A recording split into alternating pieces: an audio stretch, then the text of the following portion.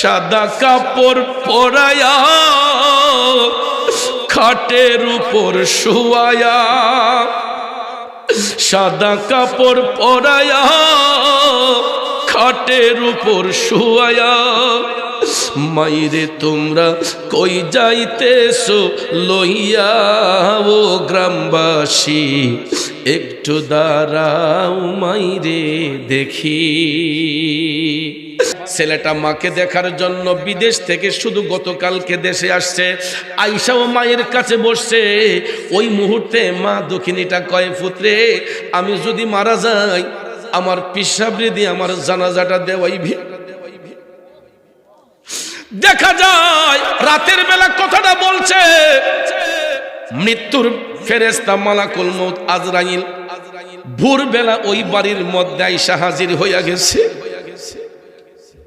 বন্ধু, মৃত্যুটা যে কেমনে হয়, প্রতিদিন ছেলের বউ এবং শাশুড়ি তারা দুইজন এক বিছানায় ঘুমাতো।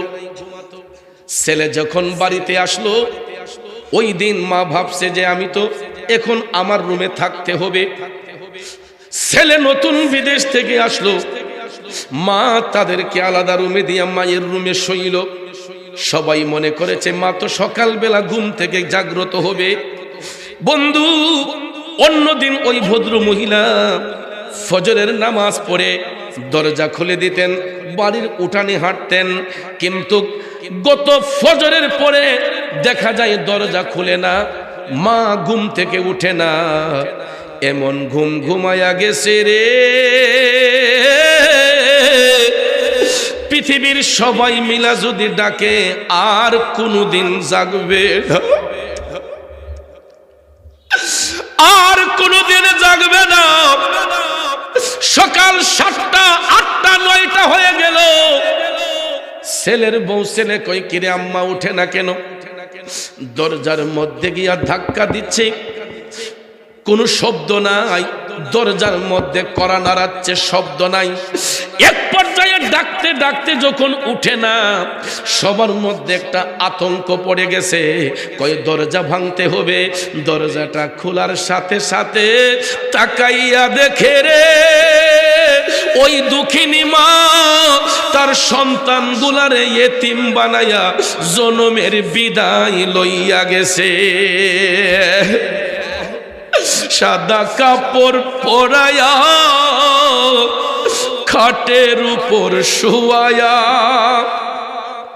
সাদা কাপড় পরায়া খাটের উপর শুয়ায়া, মাইরে তোমরা কই যাইতেছো লইয়া ও গ্রামবাসী, একটু দাঁড়াও মাইরে দেখি।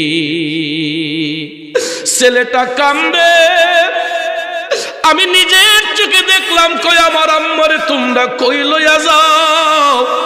আমি গতকালকে বিদেশ থেকে আসলাম, আমি গতকালকে বিদেশ থেকে আসলাম। আমার মার সাথে তো ভালো করে দুইটা কথাও বলতে পারলাম না। সকালবেলা আমি ঘুমের ঘোরে একটার পর একটা মোবাইল আমার ফোনে বাজতেছে। সাধারণত বক্তা মানুষ ফজরের নামাজ পড়ে ঘুমায়, 12টা 1টায় ঘুম থেকে উঠি, কিন্তু আজকে সকালে, গত সকালে 10টার আগেই কেন যেন আমার ঘুমটা ভেঙে গেল। একাধিকবার টেলিফোন পাচ্ছি আমার বাবাজিরা, হঠাৎ করে একটা ফোন রিসিভ করার পরে কান্নার শব্দ শুনতে পাই। ছেলেটা ডাক দিয়া কয়, নানা ভাই, আমার আম্মা ওসিয়ত করেছে লাশ যদি একদিন রাখতেও হয় আপনি আইসা জানাজার নামাজ আদায় করবেন। আমি কই কিরে কি বললি? গত 3 দিন আগেও তো শাহবাজপুর গ্রামে তোর মার সাথে আমার দেখা, দেখলাম শরীরটা সুস্থ, কিন্তু ভাইয়ের আমার বন্ধুরা, আমার মৃত্যুর ফেরেশতা মালাকুল মউত যখন হাজির হইয়া যাইব, একটা সেকেন্ডের অনুমতি কাউরে দিবনি। আজরাইল আসিয়া প্রাণ করিব হরণ, হাই গো আজরাইল আসিয়া প্রাণ করিব হরণ। ওরে নিজ গুণে সাহেব আল্লাহ করবা নিবারণ আমার উপায় কি তখন আমার আল্লাহ নিরঞ্জন না জানি কে হালে আমার হইব মরণ। এ বন্ধুরা আমার, বাবাজিরা, এই ভদ্র মহিলা ফজরের নামাজ পড়ে ঘুমিয়েছে, ভাবছিল সকালবেলা উঠে হাঁটবে, কিন্তু মৃত্যুর ডাক চলে আসছে। কেউ কি আটকিয়ে রাখতে পারবে? অথচ দেখেন মৃত্যুপথের যাত্রী যখন তার সাকারাত শুরু হয়, মৃত্যুর ফেরেশতা মালাকুল মউতের পায়ের শব্দ শোনার সাথে সাথেই মানুষের মধ্যে হাঁপানি রোগের মতো শুরু হয়ে যায়। আমার রাসূল বলেন, আজরাইল আলাইহিস সালামের পায়ের শব্দ শুনলেই তখন ওই মৃত্যুপথের যাত্রী আর দুনিয়ার কোনো মানুষকে তখন আর চিনে না। কে তার স্ত্রী, কে তার সন্তান, কে তার ভাই, কে তার বোন, এটার চিনার টাইম নাই।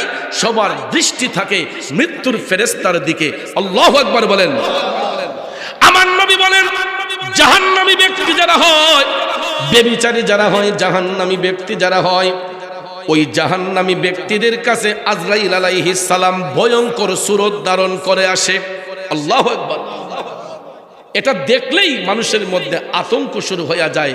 যারা ব্যভিচারী, নেফাকিতে লিপ্ত, মুনাফিকিতে লিপ্ত, এদের জান যখন আজরাইল কবজ করতে আসে, তখন ওই মৃত্যুপথের যাত্রীর চেহারাটা বিদ্রুপের মতো হয়ে যায়।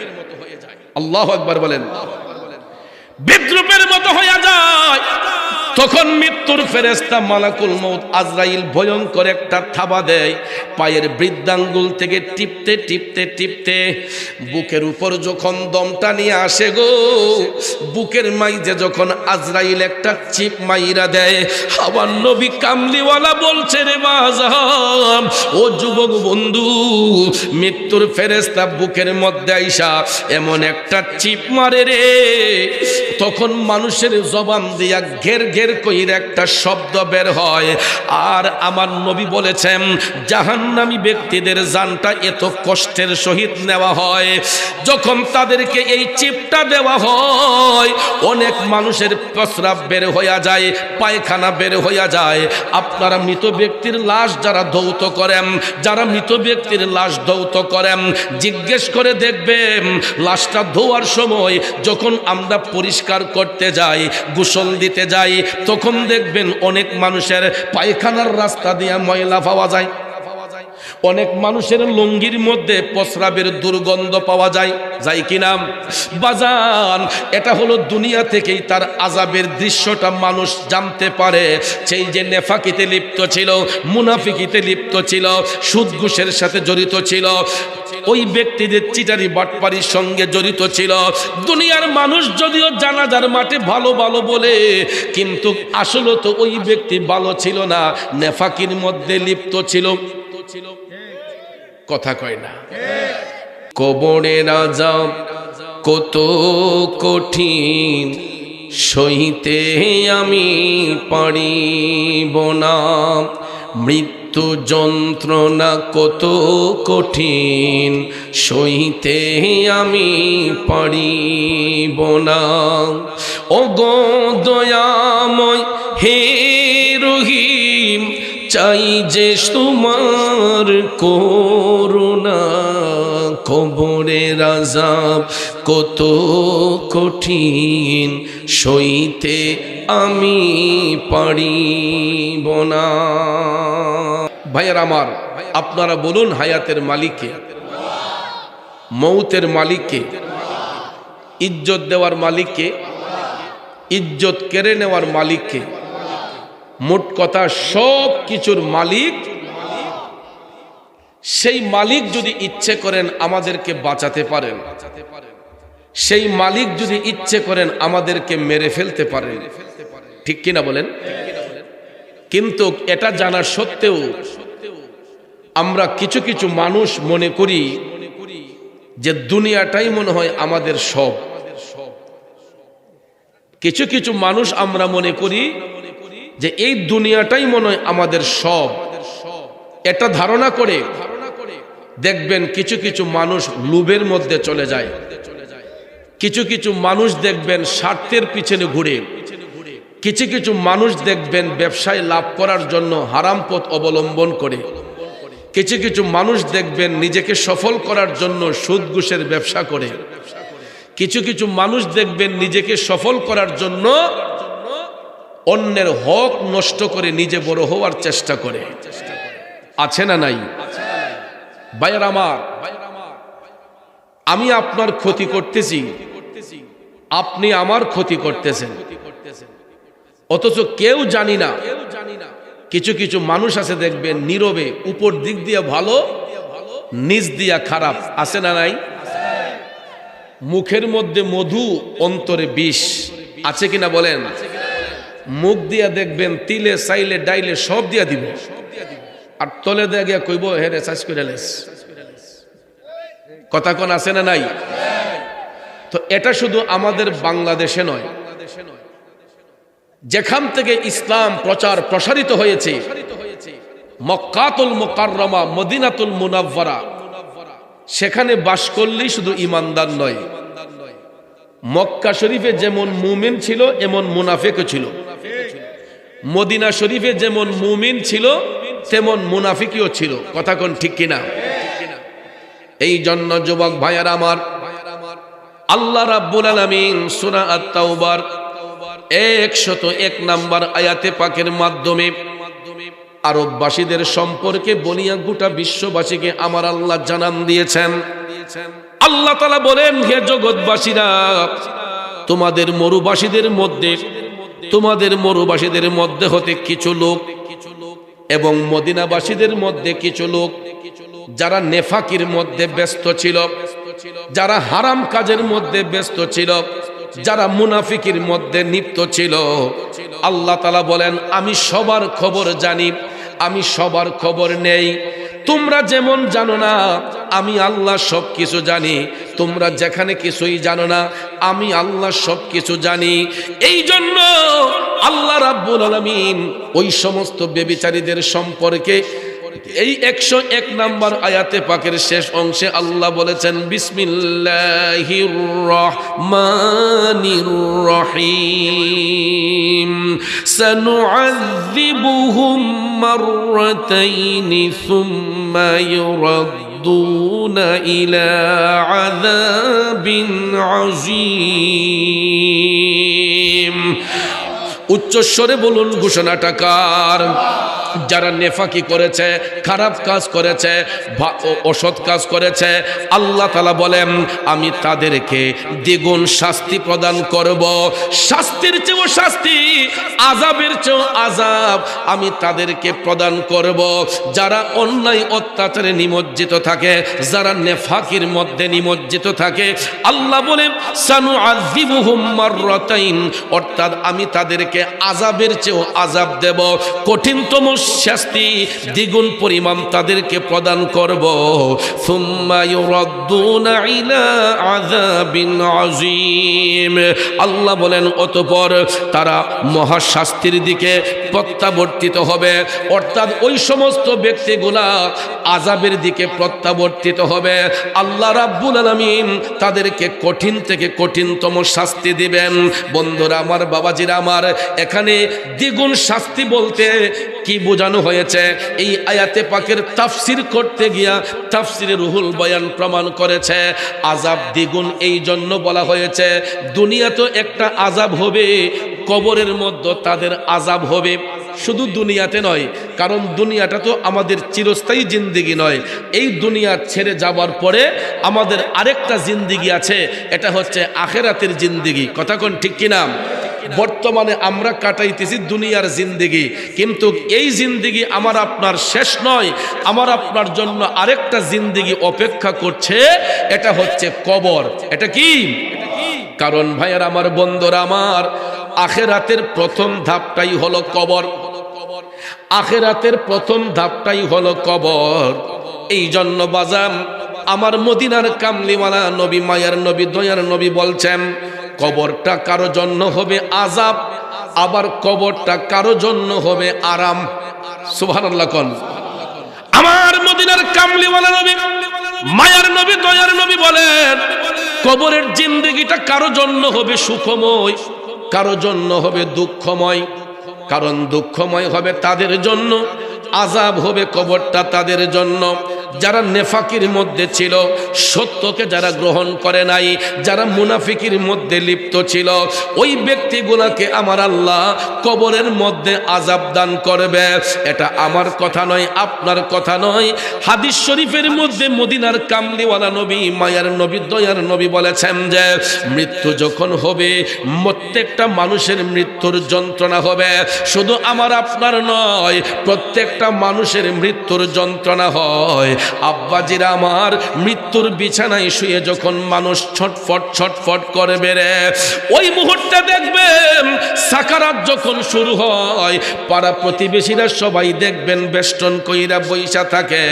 কিন্তু আমরা যতই ব্যারিকেড দিয়ে বসে থাকি না কেন, খাটের চতুর্দিকে ব্যারিকেড দিয়ে বসে থাকি না কেন, ওই সাকারাতকৃত ব্যক্তি দুনিয়া ছেড়ে যাবার সময় কে তার সন্তান, কে তার স্ত্রী, কে তার ভাই, কে তার বোন, এটা চিনার সময় আর তখন তার হাতে থাকে না। কেন জানেননি? লক্ষ্য করে দেখবেন যখন সাকারাত শুরু হয়, কিছু কিছু মানুষের চোখগুলা বড় হয়ে যায়, কিছু কিছু মানুষ দেখবেন তাদের একটা হাঁপানি রোগের মতো শুরু হয়। ঠিক নি বাজান? সাকারাত যখন শুরু হয়, সরকাত অবস্থায় আপনারা দেখবেন কিছু কিছু মানুষের হাঁপানি রোগের মতো শুরু হয়। তখন আমরা এই সিমটম দেখে বুঝতে পারি, অনেকে বলে যারা লোকটা টানা ফিরে রয়েছে, দম যায় আসে, কথা কোন ঠিক না বেঠিক, যে এই যেন চলে যাচ্ছে, এই যেন আছে, এরকমটা। তখন দেখবেন সমস্ত আত্মীয় স্বজন, পাড়া প্রতিবেশীরা সংবাদ পাইয়া ওই ব্যক্তিকে দেখার জন্য চলে আসে, কথা কোন ঠিক না? সন্তানটা ডাক দিয়া কয়, আব্বা আমি আপনার ছেলে অমুক, আব্বা আমি আইছি তো, আমাদের চিনেননি। মেয়েটা বাবার বাড়ি আসবে, আইসা ডাক দিয়া কইব, আব্বা কি হইছে আপনার, আমারে চিনেননি, আমি আপনার মেয়ে অমুক, আমি আইছি তো। ছোট ভাইটা দৌড়াই আইসা বলবো, বড় ভাই আমি আইছি তো, আমাদের চিনছেননি। যতই অনয় বিনয় করে বলি না কেন, দেহের মধ্যে প্রাণ আছে থাকা সত্ত্বেও ওই মৃত্যুপথের যাত্রী, কে তার স্ত্রী, কে তার সন্তান, কে তার ছেলে, কে তার মেয়ে, তখন আর চিনার কোনো টাইম থাকে না। আমার রাসূল বলেন ওই মুহূর্তে মানুষের দৃষ্টিটা চলে যায় মৃত্যুর ফেরেশতা মালাকুল মউত আজরাইলের দিকে, কথা বলেন ঠিক কিনা? এই জন্য কবি বলেছেন, আজরাইল আসিয়া প্রাণ করিব হরণ, হাই গো আজরাইল আসিয়া প্রাণ করিব হরণ। ওরে নিজ গুণে সাহেব আল্লাহ করবানি বারণ, আমার উপায় কি তখন আমার আল্লাহ নিরঞ্জন, না জানি কে হালে আমার হইব মরণ, কথা বলেন ঠিক কিনা? বন্ধুরে ও আমার বাবাজিরা গো, মরণটা কোন জায়গায় হবে, কখন হবে, এর নির্দিষ্ট কোনো গ্যারান্টি পৃথিবীর কোনো মুফতি সাহেব, মুহাদ্দিস সাহেব দিতে পারবে না। এর বাস্তবতা হলো বাজার, আজকেও আমি একজন ভদ্র মহিলার জানাজার নামাজ আদায় করে আসলাম। আমি যদিও হবিগঞ্জে ছিলাম, আমার এই মরিদ মহিলা ওসিয়ত ছিল আমি যেই দিন মারা যাই, গতকালকে ওনাকে ওই কথাটা তার সন্তানদেরকে বলছে। শরীরটা হালকা হালকা অসুস্থ, কিন্তু ভদ্র মহিলা যে চলে যাবে এটা কেউ কল্পনাও করতে পারে নাই, সন্তানগুলো ভাবে নাই। ছেলেটা মাকে দেখার জন্য বিদেশ থেকে শুধু গতকালকে দেশে আসছে, আইসাও মায়ের কাছে বসছে। ওই মুহূর্তে মা দক্ষিণীটা কয়, পুত্রে আমি যদি মারা যাই আমার পিসাবরে দিয়ে আমার জানাজাটা দেওয়াইবি। দেখা যায় রাতের বেলা কথাটা বলছে, মৃত্যুর ফেরেশতা মালাকুল মউত আজরাইল ভোরবেলা ওই বাড়ির মধ্যে আইসা হাজির হইয়া গেছে। বন্ধু, মৃত্যুটা যে কেমনে হয়, প্রতিদিন ছেলের বউ এবং শাশুড়ি তারা দুইজন এক বিছানায় ঘুমাতো। ছেলে যখন বাড়িতে আসলো, ওই দিন মা ভাবছে যে আমি তো এখন আমার রুমে থাকতে হবে। ছেলে নতুন বিদেশ থেকে আসলো, মা তাদেরকে আলাদা রুমে দিয়ে মায়ের রুমে শোইল। সবাই মনে করেছে মা তো সকালবেলা ঘুম থেকে জাগ্রত হবে। বন্ধু, অন্যদিন ওই ভদ্র মহিলা ফজরের নামাজ পড়ে দরজা খুলে দিতেন, বাড়ির উঠানে হাঁটতেন, কিন্তু গত ফজরের পরে দেখা যায় দরজা খুলে না, মা ঘুম থেকে উঠে না। এমন ঘুম ঘুমায়া গেছে রে, পৃথিবীর সবাই মিলা যদি ডাকে আর কোনদিন জাগবে না, আর কোনদিন জাগবে না। সকাল 7টা 8টা 9টা হয়ে গেল, ছেলের বউ ছেলে কই কিরে আম্মা উঠে না কেন? দরজার মধ্যে গিয়া ধাক্কা দিচ্ছে, কোনো শব্দ নাই। দরজার মধ্যে কড়া নাড়াচ্ছে, শব্দ নাই। এক পর্যায়ে ডাকতে ডাকতে যখন উঠে না, সবার মধ্যে একটা আতঙ্ক পড়ে গেছে, কয় দরজা ভাঙতে হবে। দরজাটা খোলার সাথে সাথে তাকাইয়া দেখে রে, ওই দুঃখিনী মা তার সন্তান গুলারে এতিম বানাইয়া জনমের বিদায় লইয়া গেছে। সাদা কাপড় পরায়া খাটের উপর শুয়ায়া, সাদা কাপড় পরায়া খাটের উপর শুয়ায়া, মাইরে তোমরা কই যাইতেছো লইয়া ও গ্রামবাসী, একটু দাঁড়াও মাইরে দেখি। ছেলেটা কান্দে, আমি নিজের চোখে দেখলাম, কই আমার আম্মারে তোমরা কই লইয়া যাও? আমি গতকালকে বিদেশ থেকে আসলাম, আমি গতকালকে বিদেশ থেকে আসলাম, আমার মার সাথে তো ভালো করে দুইটা কথাও বলতে পারলাম না। সকালবেলা আমি ঘুমের ঘোরে একটার পর একটা মোবাইল আমার ফোনে বাজতেছে। সাধারণত বক্তা মানুষ ফজরের নামাজ পড়ে ঘুমায়, 12টা 1টায় ঘুম থেকে উঠি, কিন্তু আজকে সকালে, গত সকালে 10টার আগেই কেন যেন আমার ঘুমটা ভেঙে গেল। একাধিকবার টেলিফোন পাচ্ছি আমার বাবাজিরা, হঠাৎ করে একটা ফোন রিসিভ করার পরে কান্নার শব্দ শুনতে পাই। ছেলেটা ডাক দিয়া কয়, নানা ভাই, আমার আম্মা ওসিয়ত করেছে লাশ যদি একদিন রাখতেও হয় আপনি আইসা জানাজার নামাজ আদায় করবেন। আমি কই কিরে কি বললি? গত 3 দিন আগেও তো শাহবাজপুর গ্রামে তোর মার সাথে আমার দেখা, দেখলাম শরীরটা সুস্থ, কিন্তু ভাইয়ের আমার বন্ধুরা, আমার মৃত্যুর ফেরেশতা মালাকুল মউত যখন হাজির হইয়া যাইব, একটা সেকেন্ডের অনুমতি কাউরে দিবনি।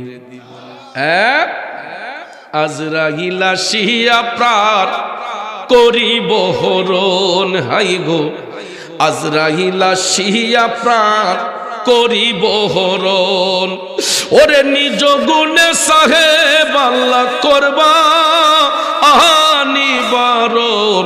আমার উপায় কি তখন আমার আল্লাহ নিরঞ্জন, না জানি কে হালে আমার হইব মরণ। এ বন্ধুরা আমার, বাবাজিরা, এই ভদ্র মহিলা ফজরের নামাজ পড়ে ঘুমিয়েছে, ভাবছিল সকালবেলা উঠে হাঁটবে, কিন্তু মৃত্যুর ডাক চলে আসছে। কেউ কি আটকিয়ে রাখতে পারছে? পারবে?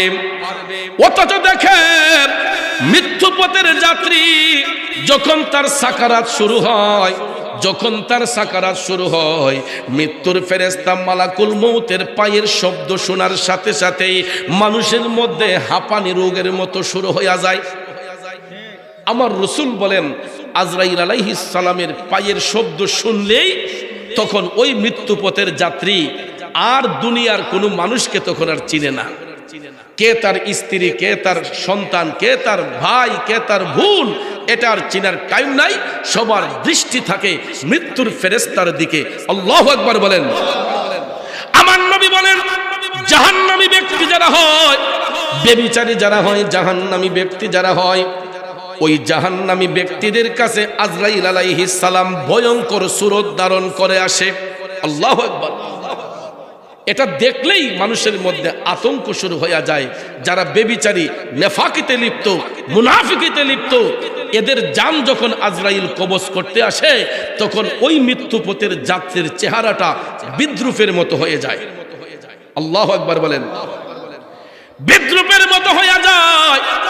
তখন মৃত্যুর ফেরেশতা মালাকুল মউত আজরাইল ভয়ঙ্কর একটা থাবা দেয়, পায়ের বৃদ্ধাঙ্গুল থেকে টিপতে টিপতে টিপতে বুকের উপর যখন দমটা নিয়ে আসে গো, বুকের মাইজে যখন আজরাইল একটা চিপ মাইরা দেয়, আমার নবী কামলিওয়ালা বলছে, রে বাজান, ও যুবক বন্ধু, মৃত্যুর ফেরেশতা বুকের মধ্যে আইসা এমন একটা চিপ মারে রে, তখন মানুষের জবান দিয়া ঘের ঘের কইর একটা শব্দ বের হয়। আর আমার নবী বলেছেন, জাহান্নামী ব্যক্তিদের জানটা এত কষ্টের সহিত নেওয়া হয়, যখন তাদেরকে এই চিপটা দেওয়া হয়, অনেক মানুষের প্রস্রাব বের হইয়া যায়, পায়খানা বের হইয়া যায়।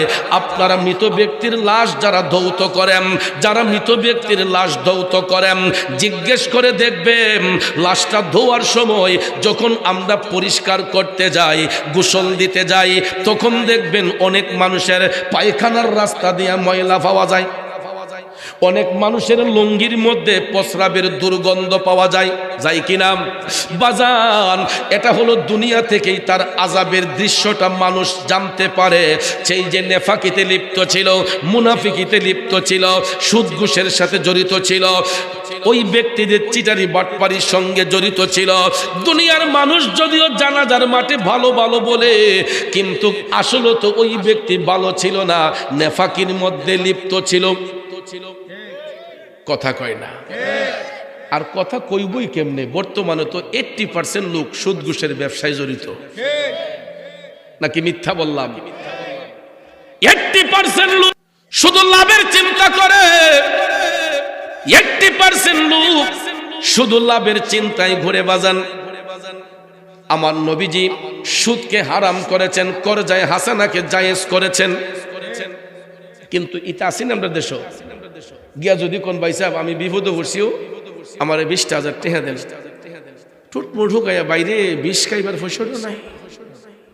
কিতা কয় 20 খাইবার পয়সা বলে নাই, কয় এমন খালি জীবন হইছি না, এমন খালি জীবন হইছি না। করজায়ে হাসানা চাইলে যে আমি 15 দিন পরে দিয়ে দিচ্ছি, 1 মাস পরে দিয়ে দিচ্ছি, 2 মাস পরে দিয়ে দিচ্ছি, দেখবেন খবরই কয় ভাই 20 খাইবার পয়সা নাই, এমন খালি কোনো সময় হইছি না। অথচ ব্যাংকের মধ্যে গিয়া দেখেন লাখ লাখ টাকা রিজার্ভ করে রাখছে। আছে না নাই? আছে না নাই? বন্ধুরা আমার, বাবাজিরা, গিয়া যদি চিপার মধ্যে নিয়ে কোন বাইসা আপনার বাতিজারে বিদেশ পাঠামু, কিছু টেহা হইব নি? কত ভাই? কয় 70 উপরে 50। কয় না, এটা আমি দেই না, নিলে বরাবর 1 লাখ নেও। ঠিক না? ঠিক। 70 কথা কইলে 50 না 1 লাখ। আর করজায়ে হাসানা কইলে, হাওলাত কইলে যে ভাই সাহেব আমি 1 মাস পরে দিয়ে দিব, ছেলেটা বিদেশ গেলে আপনার প্রথম মাসের বেতন পাইই আমি দিয়ে দিব ইনশাল্লাহ, পরিশোধ করে। কয় ভাই এমন খালি কোনো সময় হইছি না। আর 70 উপরে কইলে 50 কইলে মারে 1 লাখ, 1 লাখ কইলে একটু বাড়ায় না। কথা কোন ঠিক না বেঠে? ওরে মূর্খের দল বিচার পতি, মনরে না জানে আইনের নীতি, করে কেবল নিজের ক্ষতি, ঘুষ নিষেধ খাই। উঠে রে ও না, সামনে এসে বসছে, আমি ভাবছি মনে হয় দলের লোক নাকি তা। আলহামদুলিল্লাহ কোন না, কথাটা হইন না মনে ভালো লাগছে, এলাকায় পিছন থেকে ওইটা চাপ দেয় সামনে বসে, তার মানে বুঝাইছে যে না হুজুর আজগা জমছে, আসল জায়গাত হাত দিছে। রাগ করছেন? ওরে মূর্খের দল বিচারপতি, মনরে না জানে আইনের নীতি, করে কেবল নিজের ক্ষতি, ঘুষ নিষেধ খাই। প্রেমের বাজারে দেখি মানুষ নাহি পাই, ভবের বাজারে মানুষ সীমা সংখ্যা নাই। ঠিক নেই? আজকে যদি এখানে একটা যাত্রা পালা হইতো, চতুর্দিকে জোয়ার আড্ডা বইতো, তখন তো এখানে লাভ হইল। ঠিক না বেঠি? চতুর্দিকে জোয়ার আড্ডা বসতো, মানুষের কারিজম লইলে। কথা কোন ঠিক কিনা? বন্ধুরা, বাবাজিরা, গভীর মনোযোগ। বলতে পারেন আজকে হুজুরে এই লাইনে ওয়াজ করে কেন? কারণ বাজান কবরস্থানের পাশে কিন্তু আজকের এই মাহফিল, এই জন্য কথাগুলা বলতেছি। আমি আপনাদের শত্রু না, আপনি আমার শত্রু না রে বাজান, কিন্তু হক কথাগুলা বলা হচ্ছে আমাদের ইমানি দায়িত্ব। কারণ দুনিয়াটা চিরস্থায়ী নয়, যেই কোনো মুহূর্তে আমরা কবরে চলে যাব। ঠিক কিনা বলেন? এ দুনিয়া ছেড়ে চলে যাব একদিন, মায়ারি বাঁধন ভেঙে যাবে একদিন। আসব না আমি আর এ ভুবনে কোনো দিন, এ দুনিয়া ছেড়ে চলে যাব একদিন। ঠিক কিনা বলেন? জগতের বন্ধুরা রে, ও মুরব্বী বাবাজিরা গো, আমি যেই কথাটা বলতে চেয়েছিলাম, বর্তমান সমাজের মধ্যে মানুষের চরিত্র হলো, যেখানে খারাপ কাজ হবে সেখানে লোকের অভাব হবে না, যেখানে ভালো কাজ হবে এইখানের মধ্যে মানুষ আসতে চায় না। ঠিক না ঠিক?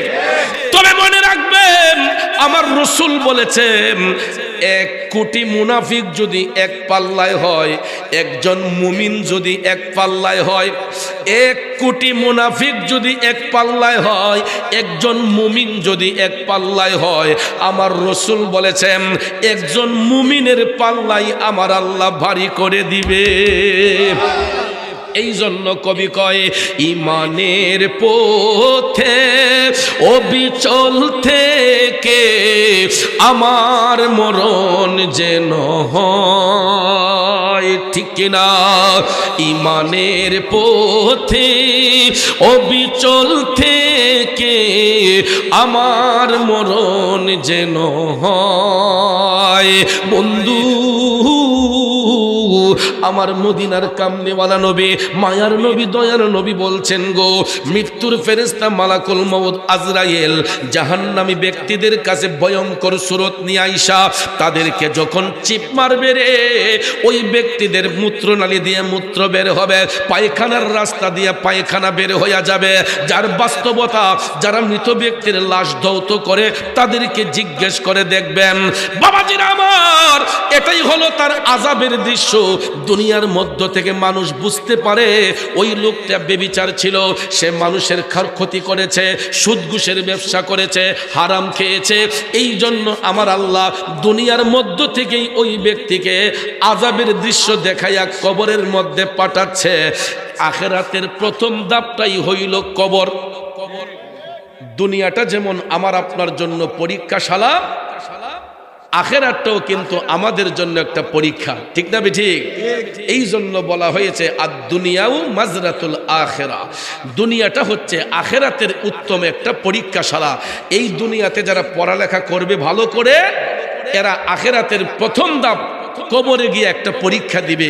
সেখানে প্রশ্ন হবে কয়টা? এটা সিহাসিত্তার হাদিস দ্বারা প্রমাণ।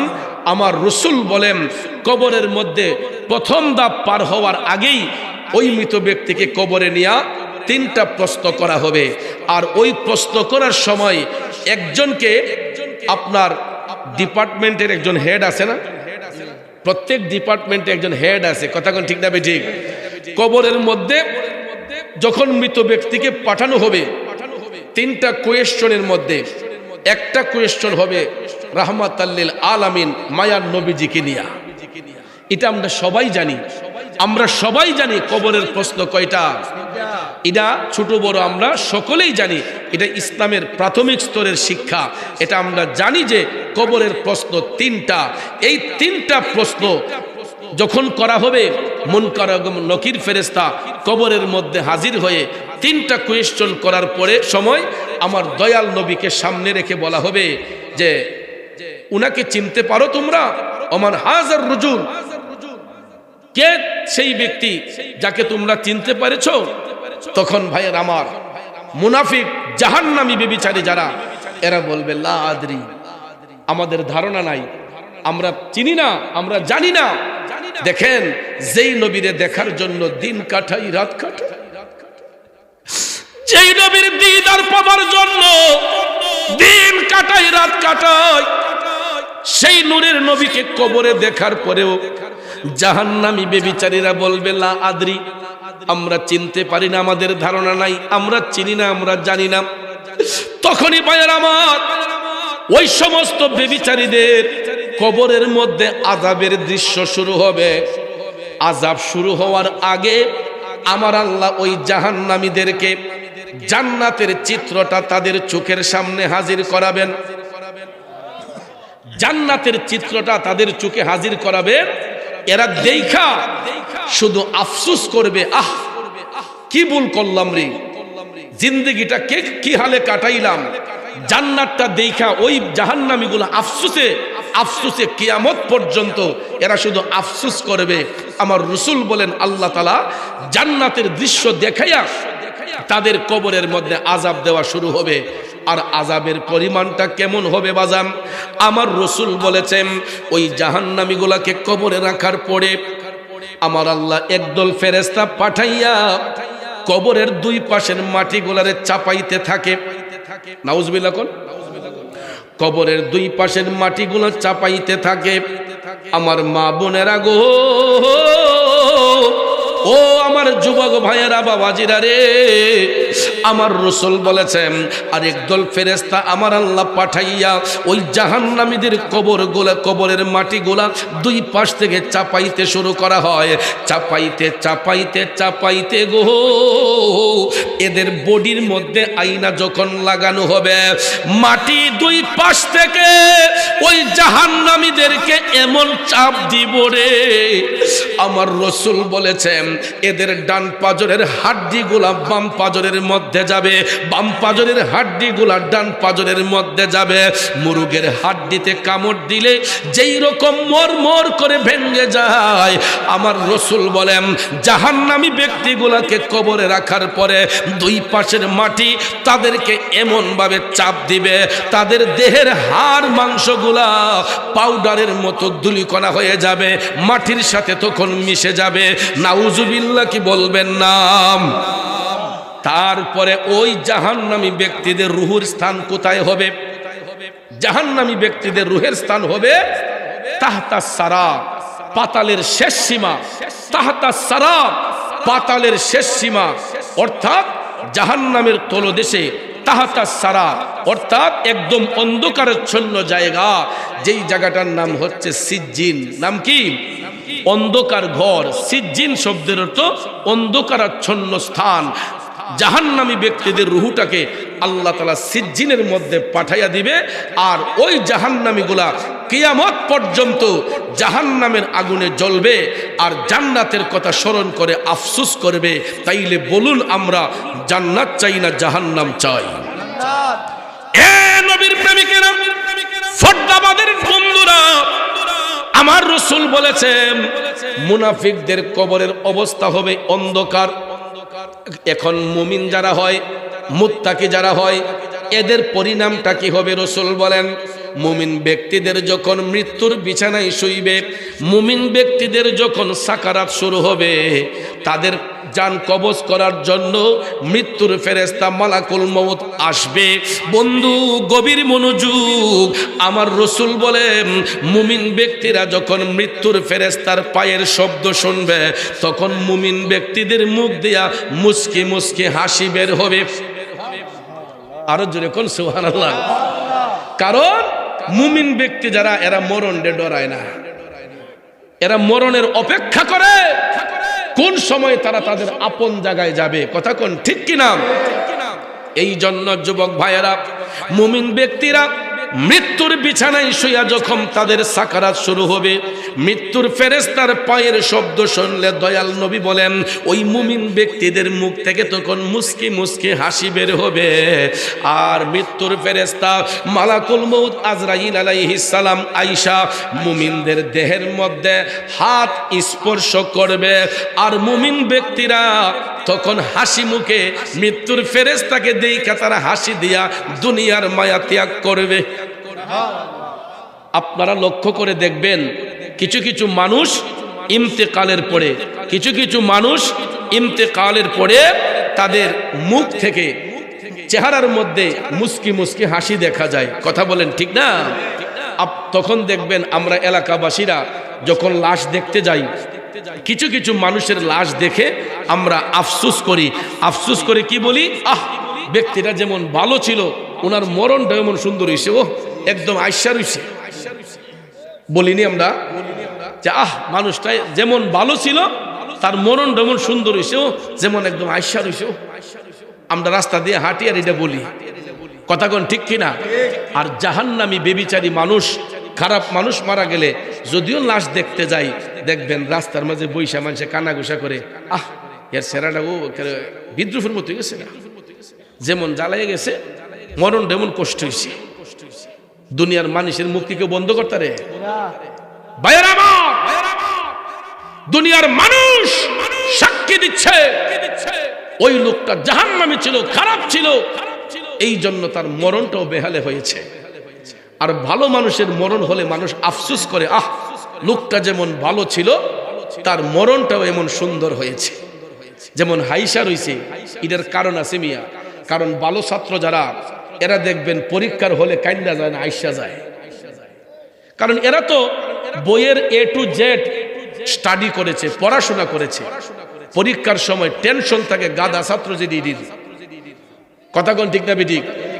যেদিন নহল কইরা ফাঁস করার চিন্তা করে, এরা দেখবেন পরীক্ষার দিন আইলে এরা নাই এর মুস্তাদা হে আই ও কিতা জানে লেখ মুগিয়া। আর ভালো ছাত্র যারা, এরা দেখবেন সকালবেলা গোসল টুসল কইরা, মা বাপরে সালাম উলাম কইরা, বাড়ির ছোট বড় সবাইরে সালাম কইরা, মুরব্বীদের দোয়া লইয়া দেখবেন হাসি মুখে পরীক্ষার হলে যায়, খালি অপেক্ষা করে কোন সময় প্রশ্ন আইব আর টাস টাস করে লিখে লইব। ভালো ছাত্রগুলা দেখবেন যদি 1 মিনিট দেরি হয় প্রশ্ন দিতে, স্যাররে ডাকাডাকি শুরু করে, স্যার তাড়াতাড়ি প্রশ্ন দেন, কথা কোন ঠিক কিনা? এটা ভালো স্টুডেন্টের গুণ। যুবক ভাইয়েরা আমার, আপনাদের কি খারাপ লাগতেছে? আলোচনা কি শেষ করে দেব নাকি আরেকটু সামনে যাব? তাইলে একটু দুরূদ শরীফ পড়েন, আল্লাহুম্মা সাল্লি। এ বাবারা তোমরা কথা বলো না, সবাই স্টেজে বসে নাই সাহেব। মুহাম্মদ আল্লাহুম্মা সাল্লি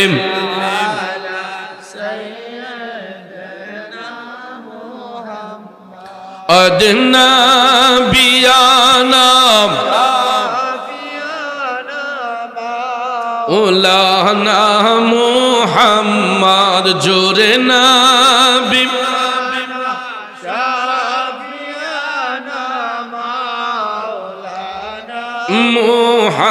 মুহাম্মদ আল্লাহুম্মা সাল্লি আলা সাইয়্যিদিনা মা'আদনা বিয়ানা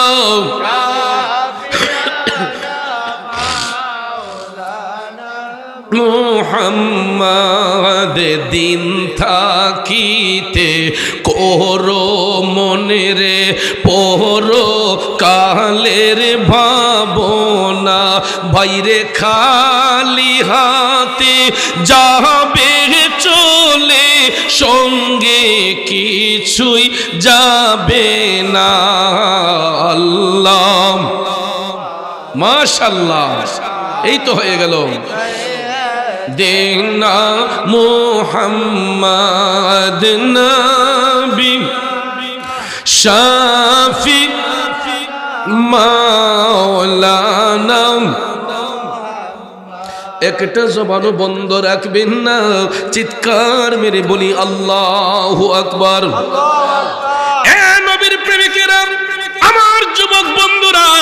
বলতেছিলাম কি, মুমিন ব্যক্তিরা এই জন্য তারা হাসি মুখে জীবন দেয়, কারণ এরা স্টুডেন্ট ভালো বলতে কি জানেননি, তারা 5 ওয়াক্ত নামাজ পড়েছে, তারা হালাল রুজি উপার্জন করেছে, এরা হারাম খায় নাই, সুদ ঘুষের ব্যবসা করে নাই, মানুষের হক নষ্ট করে নাই, এরা সব সময় মওলা পাকের জিকিরে মাশগুল ছিল, এরা সব সময় নির্জনে আল্লাহকে ডেকেছে।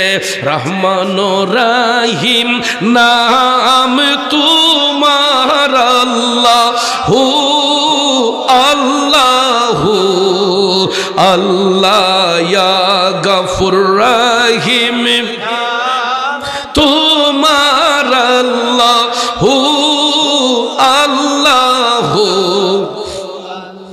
বাবাজিরা আমার, বন্ধুরা আমার, গভীর মনোযোগ। মুমিন ব্যক্তি যারা হয় এরা অশ্লীল কাজের মধ্যে থাকে না, এরা খারাপ কাজের মধ্যে থাকে না। মুমিন ব্যক্তিরা দেখবেন কোনো মানুষকে কুপরামর্শ দেয় না, সব সময় দেখবেন এরা মানুষের উপকার করে, মানুষের উপকারে দাবিত হয়, মানুষের কল্যাণে দাবিত হয়, এরা আল্লাহর জিকিরে মাশগুল হয়, এরা নবীর দুরূদ শরীফ পয়রা ফানা হয়, ঠিক কিনা? এই জন্য দুনিয়াতে যেমন মুমিন ব্যক্তিরা নবী নবী কইয়া কান্দা গেছে, এরা আখিরাতের প্রথম জিন্দেগি কবরের ধাপ যখন চলে যাবে, মৃত্যুর ফেরেশতা মালাকুল মউত তাদের জান কবজ করার পরে ওই মুমিনদেরকে যখন আখিরাতের প্রথম গাটি কবরে পাঠানো হইব, মুনকার নাকির ফেরেশতা হাজির হবে।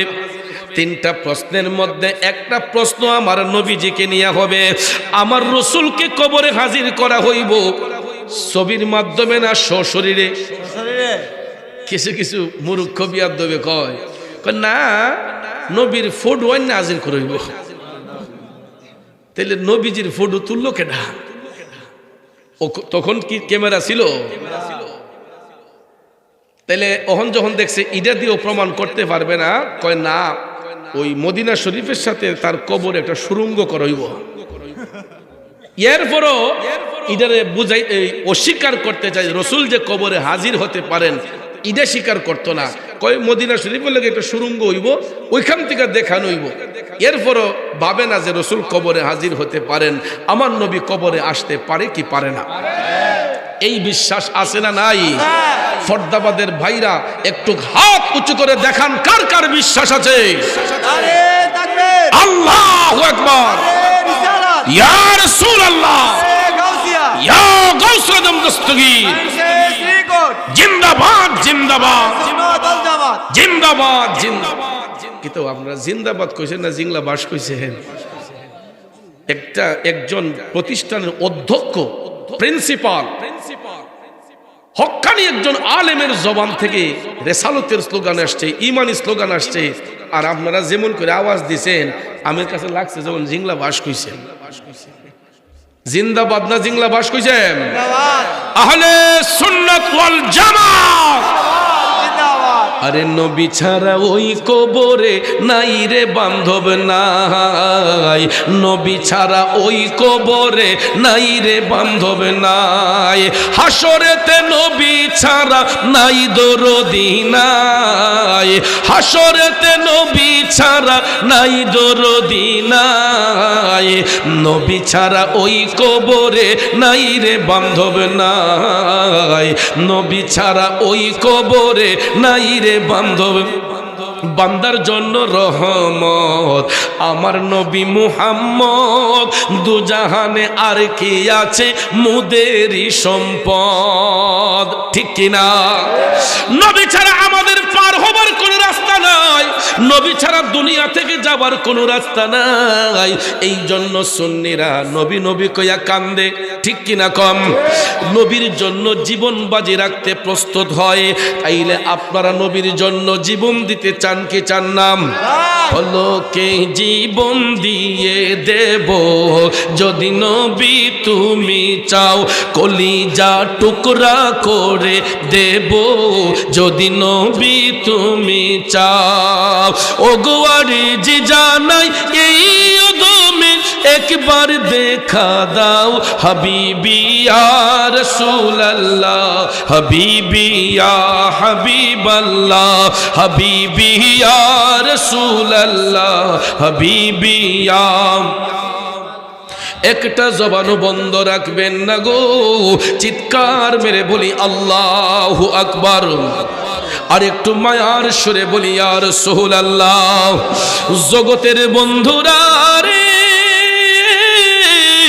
ও মুরব্বি বাবা জিরা গো আমার সম্মানিত মা বোনরা যারা শুনছেন বলতেছিলাম কি আমার রাসূল বলেন মুমিন ব্যক্তিরা হাসি মুখে দুনিয়া ছেড়ে যাবে কবরে পাঠানোর পরে আমার নবীকে শরীর মুবারকে কবরে হাজির করা হবে মুনকার নাকির ফেরেশতা প্রশ্ন করবে ওয়ামান হাজার রাজুল বলো তোমাদের রাসূলকে চিনতে পারো কিনা তখন মুমিন ব্যক্তিরা বলবে হাজা মুহাম্মাদুর রাসূলুল্লাহ সাল্লাল্লাহু আলাইহি ওয়াসাল্লাম চিৎকার মেরে কি সুবহানাল্লাহ বলা যাবে না মুমিন ব্যক্তিরা আমার নবীরে দেখায় এরা বলবে এই তো আমাদের নবী হাজা মুহাম্মাদুর রাসূলুল্লাহ সাল্লাল্লাহু আলাইহি ওয়াসাল্লাম আমার নবীরে যখন চিনে ফেলবে গো এরা পরীক্ষার রেজাল্ট গোল্ডেন এ প্লাস সুবহানাল্লাহ শুধু এ প্লাস না নবী যারা চিনলো এরা গোল্ডেন এ প্লাস পাইলো কথা কোন ঠিক না বেঠে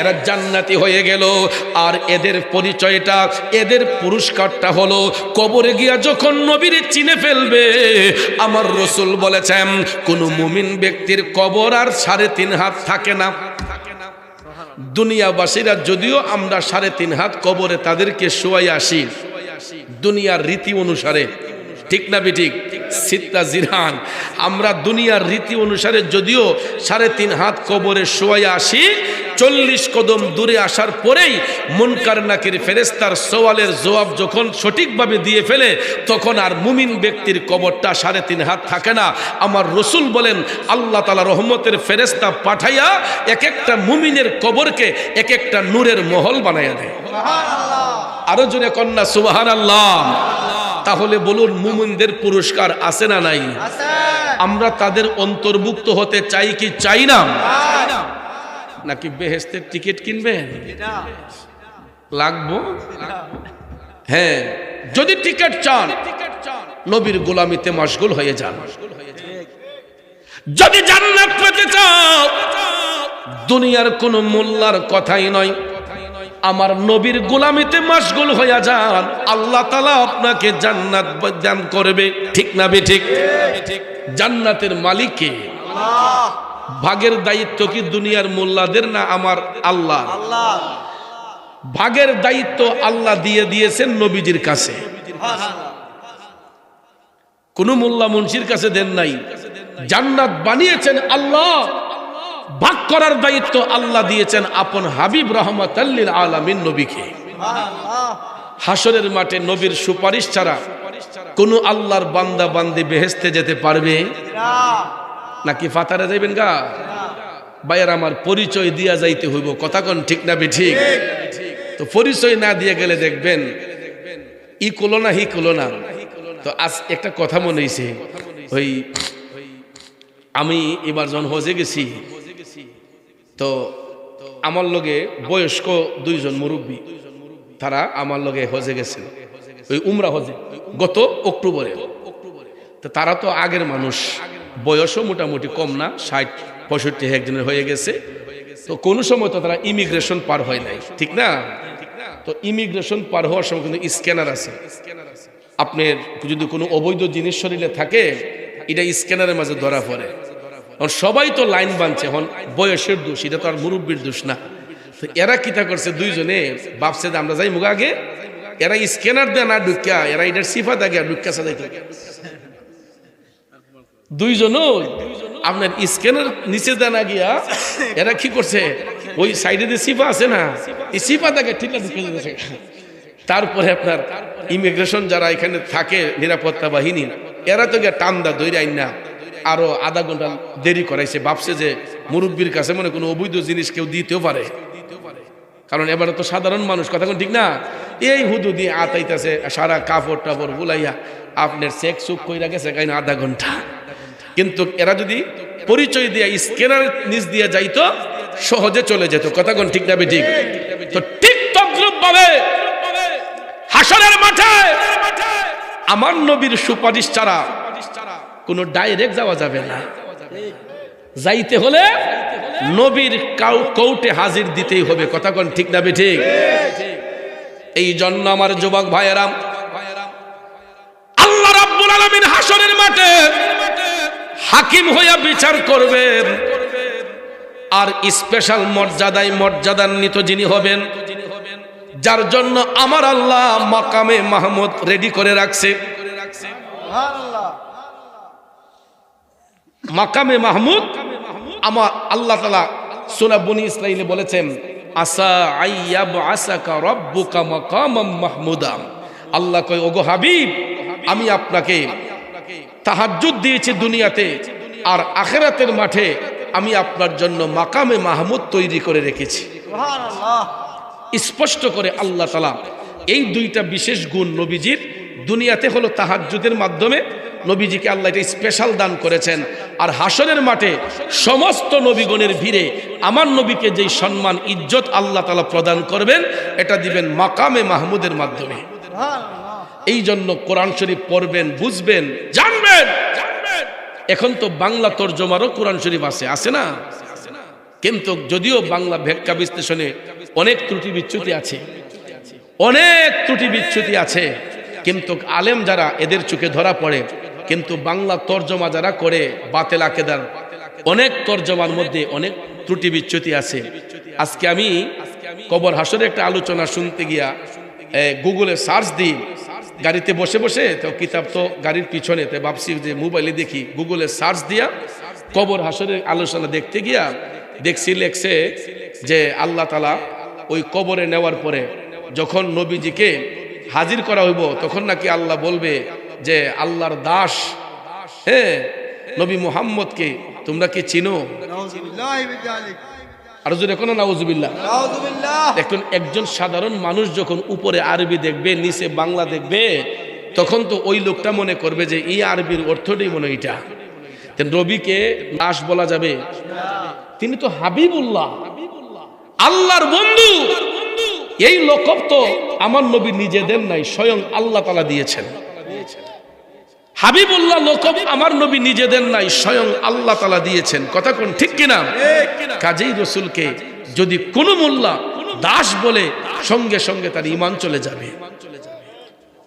রাসূলকে বিআবদিহি বলা হয়েছে, আব্দুল শব্দ নবীর শানে ব্যবহৃত হয়েছে। আল্লাহ বলেছেন আমার বান্দা।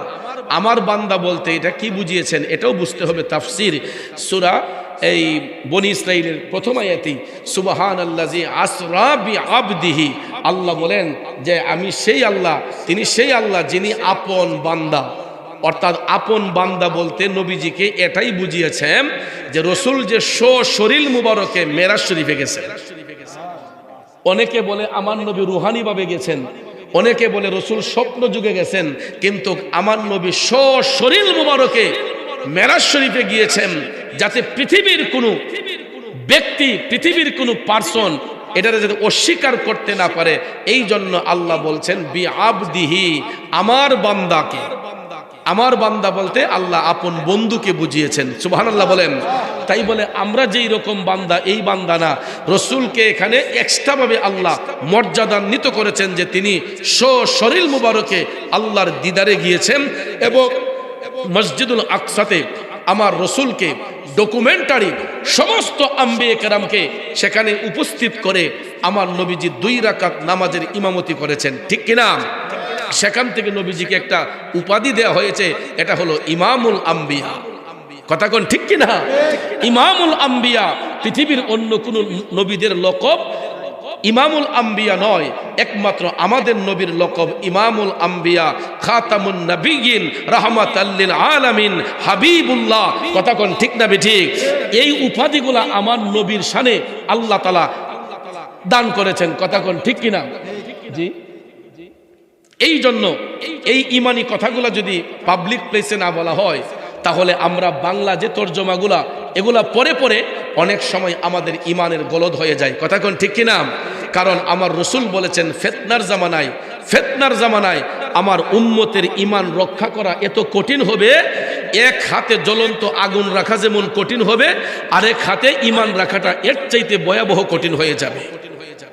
হাতে জ্বলন্ত আগুন রাখার চাইতে কঠিন হবে ফিতনার জামানায়, আখিরি জামানায় মুসলমানদের ঈমান রক্ষা করে চলা। এটার বাস্তবতা হলো অনেক পরিবারে দেখা যায় বাবা আহলে সুন্নাত ওয়াল জামাতের অনুসারী, নবীর পক্ষে, ওই বাবার সন্তান দেখা যায় সে গেছে গা বাংলা মৌলবীদের পক্ষে। আসেনি? একই পরিবারের মধ্যে দেখা যায় বাবা পীর মুর্শিদকে ভালোবাসে, বাবা আহলে সুন্নাত ওয়াল জামাতের আকীদা পোষণ করে, ওই বাবার সন্তান দেখা যায় সে লামাযহাবী হয়ে গেছে, আহলে খবিসদের দলে চলে গেছে। আছে না নাই? তাইলে আমার নবীর কথা কিভাবে মিথ্যা হবে? রাসূল তো ১৫০০ বছর আগেই বলেছেন ফিতনার জামানায় আমার উম্মতের ঈমান রক্ষা করা এত কঠিন হবে, এক হাতে জ্বলন্ত আগুন রাখা যেমন কঠিন, আরেক হাতে ঈমান রাখা এর চাইতে ভয়াবহ কঠিন হবে। এই সময়ের মধ্যে আমরা এখন পা রেখেছি। বন্ধুরা আমার, বাবাজিরা আমার, এখন থেকে যদি ঈমান আমলকে যদি শুদ্ধ করতে না পারি, আমাদের আখিরাত অন্ধকার হয়ে যাবে। ঠিক কিনা বলেন? তাইলে বাবাজিরা আমার, আপনারা কি কষ্ট হইতেছে? কয়েকজন ভাই সাহেব আর কত বইব, কোমরটা মনে বেহ হয়ে গেছে, গেল লেগে একটু উঠতে সিধা হইছে। কারণ বাংলাদেশে এখন শতকরা 90% মানুষ ব্যাক পেইনে আক্রান্ত, কোমরের ব্যথায় আক্রান্ত। ঠিক না? এটারও কারণ আছে মিয়া। আমরা তো নবীর সুন্নতকে অনুসরণ করি না। কথায় কথা লম্বা হয়ে যায় আর কি। আমরা যদি নবীর সুন্নতকে অনুসরণ করতাম, এই ব্যাক পেইন আমাদের আসতো না। বলেন তো, আজকে কয়জন লোক এশারের নামাজ আদায় করেছেন? আমি চ্যালেঞ্জ করে বলতে পারবো এখানে অর্ধেকেরও বেশি লোক আজকে এশারের নামাজ পড়েন নাই, মাগরিব পড়েন নাই, আসর পড়েন নাই, জোহর পড়েন নাই, ফজরের তো খবরই নেই। ঠিক না বেটি? তাইলে আমরার কোমরও ব্যথাইব না, তে কারাইব। এরপরে আগের মানুষে ফজর নামাজ যেমন পড়ছে, তারা সকালবেলা ফজরের নামাজ পড়ে একটু মর্নিং ওয়ার্ক করছে, হাঁটাহাঁটি করছে। আর ওহন আমরা দেশের ভাই সাহেবরা ঘুম থেকে উঠছই নাস্তা হাইবালে গইল, অটোটা রাখ দে, কথা কোন ঠিক না বেটি? রিক্সাটা ডাক দে, কাহাইল ব্যথা আট তো মনে চায় না। গোট থেকে বাইরে ফালদা উঠে থাকে উঠুত, ফালদা উঠে থাকে রিক্সা, কারণ ফহরের মধ্যে টেহা তোকে উড়ুরি করতেছে। কথা কোন ঠিক না বেটি? দুইটা কায়ক দিব, শরীরটা ভালো থাকবো, ব্লাড সার্কুলেশন ভালো থাকবো। কি ডাক্তার সাহেব মিশা কইছিনি? হাঁটাহাঁটি করলে এটা একটা শারীরিক ব্যায়াম, ব্লাড সার্কুলেশন ভালো থাকে। ৫ ওয়াক্ত নামাজ পড়লে, রুকু সেজদা করলে ব্যাক পেইন থাকে না, রোগ বেমার এতটা আসে না। কিন্তু আমরা পুরোটাই উল্টো চলি, তাইলে আমরার কোমরের ব্যথাই বলতে কারাই পাই। এই জন্য এখনো সময় আছে আব্বা, ৫ ওয়াক্ত নামাজ পড়েন, নামাজ দিয়া নিজের জীবনটারে রাঙ্গান, নামাজ দিয়া নিজের আমলটারে পরিবর্তন করুন। বদ অভ্যাস তো অনেক হয়েছে, বদ কাজ অনেক করেছে, এখনো সময় আছে। ইত্তাকুল্লাহ, আল্লাহকে ভয় করেন, আল্লাহর ইবাদতে নিজেকে নিয়োজিত করেন, তাইলে দেখবেন আল্লাহ রাব্বুল আলামিন আমাদেরকে সুস্থতার নিয়ামত দান করবে। কথা কোন ঠিক কিনা? এই রকম অবহেলা করার কারণেই আল্লাহ তাআলার পক্ষ থেকে মাঝে মাঝে আযাব গজব আসে। এই যে ভূমিকম্পগুলো, আমি ওই দিনও এই পিপিরা কান্দার মাহফিলে বলেছি, ভূমিকম্প এমনিতে আসে না। ঠিক না হুজুর? বইলা আসছে ওই দিনও যে ভূমিকম্প এমনিতেই আসে না। বান্দা যখন পাপ করতে করতে সীমা লঙ্ঘন করে ফেলে, তখনই কিন্তু আল্লাহ তাআলা আযাবের দৃশ্য আমাদেরকে রেড সিগন্যালের মাধ্যমে, এই ভূমিকম্প, টর্নেডো, বিভিন্ন ঝড় তুফানের মাধ্যমে আল্লাহ তাআলা আমাদেরকে জানান দেন যে এখনো সময় আছে, তোমরা সজাগ হয়ে যাও, তোমরা সজাগ হয়ে যাও। কিন্তু দেখা যায় সতর্ক হয়ে যাও, তোমরা সাবধান হয়ে যাও। কারণ ভাইয়ের আমার, আমরা অতিরিক্ত করতে করতে রোজা আর ফুজা রহমান করে লিছি। কথা কোন ঠিক না ঠিক? রোজা আর ফুজা রহমান করে লিছি, এরপরে বেহেশতের টিকিট দিলাইতেছি। এই যে আল্লাহর সৃষ্টি তত্ত্বের উপরে, আল্লাহর হুকুমতের উপরে আমরা যেই তহমতগুলা দিচ্ছি, আমরা যে আদেশগুলা জারি করে ফেলতেছি নিজের মন ঘোরাভাবে, এইগুলা কিন্তু কুফরি আকীদার শামিল হয়ে যায়। কথা কোন ঠিক না ঠিক? এর দ্বারা মানুষের ঈমান নষ্ট হয়ে যাবে। তাহলে বলুন, আমরা ঈমান রক্ষা করে চলতে চাই কি চাই না? জোরে বলেন, চাই কি চাই না? এই জন্য কবি বলেছেন ইমানের পথে অবিচল থেকে আমার মরণ যেন হয়। ইমানি জিন্দেগি পার কইরা যদি মরণ হয়, আমার রাসূল বলেন ওই মুমিন ব্যক্তির কবরটার 3.5 হাত থাকে না। বন্ধুরে ও আমার বাবাজিরা গো, এক একটা মুমিনের এক একটা কবর নূরের মহল হয়ে যায়। আমার নবীজি জান্নাত দেখতে যাইয়া দেখতে পাইলেন এক একটা মহলের ভিতরে এক একজন লোক বসা। জিবরাইল আলাইহিস সালাম ডাক দেয়া কয়, নবী গো, এই ঘরগুলা দুনিয়ার কোনো ঘর বাড়ি নয়, এইগুলা দুনিয়ার কোনো প্রাসাদ নয়, এইগুলা হলো আপনার মুমিন উম্মতের এক একটা কবর। এই জন্য বাজান, আমরা যদিও 3.5 হাত কবরে শোয়ানো হয়, যদি মুত্তাকি মুমিন হয়, আমার নবীজির কথা অনুসারে ওই মুমিন ব্যক্তির কবরটা 70 গজ প্রসারিত হয়ে এক একটা মুমিনের কবর এক একটা নূরের মহল হইয়া যায়। তাহলে আমাদের কবরকে অন্ধকার বানাতে চাই নাকি আলোর পথ বানাতে চাই? আলোকময় যদি বানাতে চান, আমাদেরকে নেক আমল করতে হবে, নেক বন্দেগী করতে হবে। আর নেক আমল যদি করতে হয়, আমাদেরকে দ্বীনি শিক্ষা প্রতিষ্ঠানে ভর্তি হতে হবে। এই যে দেখেন মাদ্রাসার বাগানের ফুলগুলা, বাস্তবতা দেখেন, ওই যে ছোট্ট বাচ্চাগুলা পিছনে বসছে, এরার চেহারার দিকে তাকান আর এই বাচ্চাটির চেহারার দিকে তাকান, এখানেই বুঝতে পারবেন শিক্ষার অবকাঠামো, এটার মধ্যে যে তফাত আছে, শিক্ষার মধ্যে যে তফাত আছে, এই বাচ্চাদেরকে দেখলে আর আমাদের এই জেনারেল শিক্ষিত বাচ্চাদের দিকে তাকাইলে একটু কম্পেয়ার করতে পারবেন। কারণ এই বাচ্চাগুলো যদি আজকে শার্ট প্যান্ট পরতো, গেঞ্জি পরতো, তাইলে তাদের চেহারার মধ্যে এইরকম উজ্জ্বলতা আসতো না। কিন্তু আজকে দেখেন এলেম শিক্ষার জন্য এদের মাথার মধ্যে সবুজ পাগড়ি বাঁধছে, এই বয়সে এদের শরীরের মধ্যে জুব্বা পরছে, ওড়না লাগাইছে, এরা কত সুন্দর একটা ড্রেস আপ করে এরা মাদ্রাসার মধ্যে কোরআন চর্চা করছে, ঠিক না বেঠিক? তাইলে এই ছেলেগুলা গিয়ে দেখেন, শুধু এরা নয়, এরকম অনেক ছেলে আছে, তার বাবা রিক্সা চালক, তার বাবা অটো চালক, তার বাবা সিএনজি চালক, তার বাবা দিনমজুর, তার বাবা মুদিমালের ব্যবসায়ী, তার বাবা কসমেটিক ব্যবসায়ী, তার বাবা হয়তো কোম্পানির চাকরিজীবী, হতে পারে সরকারি চাকরিজীবী, হতে পারে কোনো মাদ্রাসার মুহাদ্দিস, মুফতি, প্রিন্সিপাল, ভাইস প্রিন্সিপাল। কিন্তু দেখেন আমরা যেটা হতে পারি নাই, আমাদের ঔরসজাত সন্তানগুলা তাদের সিনার মধ্যে 30 পারা কোরআন ঠুটস্থ কণ্ঠস্থ মুখস্থ করে ফেলতেছে। ও যদি আগুন লেগে ধ্বংস হয়, যদি আগুন লেগে ধ্বংস হয় পৃথিবীর সব বইয়ের দোকান, তবে বিশ্ব থেকে হারাবে না পবিত্র কোরআন, বিশ্ব থেকে হারাবে না পবিত্র কোরআন। ঠিক কিনা বলেন? এটার কারণ হলো লক্ষ লক্ষ কোরআনের হাফেজ, লক্ষ লক্ষ কোরআনের হাফেজ এই বাংলার জমিনে, পৃথিবীর জমিনে জন্মগ্রহণ করেছে, ঠিক কিনা বলেন?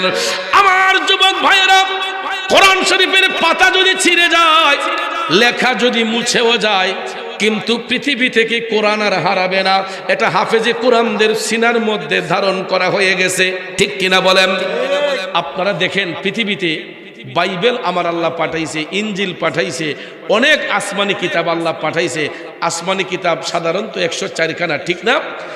অন্য কোনো কিতাব ঠুটস্থ কণ্ঠস্থ মুখস্থ আছে বইলা কোনো মানুষ কয়েকটা দেশ গইরা 1-2 জন দেখাইতে পারবেন কিনা সন্দেহ আছে। কিন্তু আল্লাহর ঐশী বাণী মহাগ্রন্থ আল কোরআন ঠুটস্থ কণ্ঠস্থ মুখস্থ করা লোক, আমি যদি ফরদাবাদের মধ্যে হালি হিসাব করি, এই ফরদাবাদ গ্রামের মধ্যে দেখবেন না হইল 50 থেকে 60 জন কোরআনের হাফেজ পাইবেন। উত্তর পারাকন, দক্ষিণ পারাকন, পূর্ব পারাকন, পশ্চিম পারাকন, আমি তো কমপক্ষে কইছি, উপরে তো আছে ওই বেশি তো বই, কমপক্ষে আমি কইছি যে 50 থেকে 60 জন, এর ঊর্ধ্বেও অনেক থাকতে পারে। কিন্তু কয়েকটা দেশ ঘুরে বাইবেল মুখস্থ করছে, ইনজিল মুখস্থ করছে, একটা লোক খুঁজা দেখাইতে পারবেন না। কিন্তু একটা মাত্র কিতাব, যেই কিতাব নিয়ে আল্লাহ বলেছেন যালিকাল কিতাবুল লা রাইবা ফি, এটা এমন একটা কিতাব যেই কিতাবের মধ্যে বিন্দু মাত্র সন্দেহের কোনো অবকাশ আছে। আমার আল্লাহ অন্য কোনো কিতাব নিয়ে চ্যালেঞ্জ ছুড়ে মারেন নাই, একমাত্র মহাগ্রন্থ আল কোরআন নিয়ে আল্লাহ চ্যালেঞ্জ করেছেন। এটারও কারণ আছে। এটার হাকিকত হলো ওই কোরআন আল্লাহ অন্য কোনো নবীর উপর অবতীর্ণ করেন নাই, এমন একজন নবীর উপর কোরআন অবতীর্ণ করেছেন যিনি হচ্ছেন সমস্ত নবীগণের নবী। এই জন্য কোরআন হচ্ছে কালামে এলাহি, আমার রসুল হচ্ছেন রহমতে এলাহি। সুবহানাল্লাহ কম। কোরআন হচ্ছে কালামে এলাহি, আমার নবী হচ্ছেন রহমতে এলাহি। রহমতে এলাহির উপরে আমার আল্লাহ কালামে এলাহিকে পাঠিয়েছেন। কথা কোন ঠিক কিনা? আমার আল্লাহ হচ্ছেন রাব্বুল আলামিন, রসুল হচ্ছেন রাহমাতাল লিল আলামিন। আল্লাহ যেখানে রাব্বুল আলামিন, নবী সেখানে রাহমাতাল লিল আলামিন। এই জন্য তিনি শুধু এই জগতের জন্য রহমত নয়, আমার নবী কবরে রহমত, হাসরে রহমত, মিজানে রহমত, ফুলসিরাতে রহমত। আল্লাহর কুল কায়নাতে যতটা জগৎ সমূহ আছে, যেখানে আল্লাহ রাব্বুল আলামিন সেখানে নবী রহমাতাল লিল। এই জন্য আব্বা আমরা নবী নবী কইয়া কান্দি। ওই নবী ছাড়া পার হওয়ার কোনো রাস্তা নাই, ওই নবী ছাড়া পার হওয়ার কোনো মুক্তি নাই।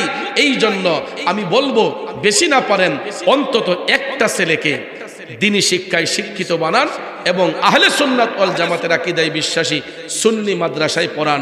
সুন্নিদের আদব যদি দেখেন আপনি অনেক কিছু শিখতে পারবেন। যেমন দেখেন এরকম ছাত্রকে দেখবেন বাংলাদেশে অনেক মাদ্রাসায় আছে, হিজির মাস গিয়া দেখবেন রাস্তার কাছে কেউ পাইলে আসসালামু আলাইকুম ভালো আছেন নি, কথা কোন ঠিক না বেঠিক? আসসালামু আলাইকুম ভালো আছেন নি। আর আমাদের সুন্নি মাদ্রাসার ছাত্রগুলা কোনো হক্কানি আলেম পেলে, কোনো মুরব্বীদেরকে পেলে কদম বুসি করে বলবো, প্রথমে আসসালামু আলাইকুম বলবে, তারপরে গিয়ে মুরব্বীদেরকে কদম বুসি করবে, তাদের দোয়া নিবে। কথা কোন ঠিক না বেঠিক? এটা আদব। এটা কি আদব? আদবের মধ্যে উত্তম পন্থা কদম বুসি, যেটার দ্বারা আমাদের বাচ্চাগুলার ভবিষ্যৎ সুন্দর হয়। কিন্তু এখন দেখবেন কিছু কিছু রেডিমেড পণ্ডিত আছে, এরা ওদের সালাম করতে গেলে পারে না, ঠিক না বেঠিক? না মাথা নিয়ে সালাম করলো না, মুগ্ধি করো, মুগ্ধ করো, এটা কইয়া কিন্তু এই ছেলেরকে বেয়াদব বানাইতেছে। এই ছেলের কিন্তু আর আদব কায়দা থাকতেছে না। সে দেখবেন মুরব্বীদেরকে কিভাবে সম্মান করতে হয় এটা আস্তে আস্তে বুঝে লাইতেছে। ওই রেডিমেড পণ্ডিতরা যে বলছে কদম বুঝি জায়েজ না, ফায়দুরা সালাম করলে শিরিক হয়ে যাবো গা, নইয়া সালাম করলে বলে শিরিক হয়ে যাগা। আচ্ছা বলেন, মাথা নইয়া সালাম করলে যদি শিরিক হয়, আমরা তো প্রতিনিয়ত হাজার হাজার শিরিক করতেছি। নইয়া কাজ করতেছি, নইয়া জ্বালা লাগাইতেছি, নইয়া ভাত খাইতেছি। আল্লাহর সৃষ্টির কোনো বস্তুর সাথে কোনো কিছু শরিক করলে এটা তো শিরিক হয়। আল্লাহর সাথে সৃষ্টির কোনো বস্তুকে শরিক করলে এটা শিরিক হয়। তাইলে ভাত আল্লাহর নিয়ামত, চাষাবাদ যে করি এটা আল্লাহর নিয়ামত, গাছ বৃক্ষ তরুলতা আল্লাহর নিয়ামত। গাছটা যখন ফাটতে যায়, ছিটতে যায়, দেখবেন করার দিয়ে নইয়া নইয়া কাটে, ঠিক না ঠিক? তাইলে তো আপনি গাছের সিজদা করতেছেন। মাথা নিয়া সালাম করলে, শুধু মাথা নিয়া সালাম করলে শিরিক হয় না। শিরিক এত সস্তা না। নাক কপাল জমিনও লাগছে তখনও শিরিক হইতো না।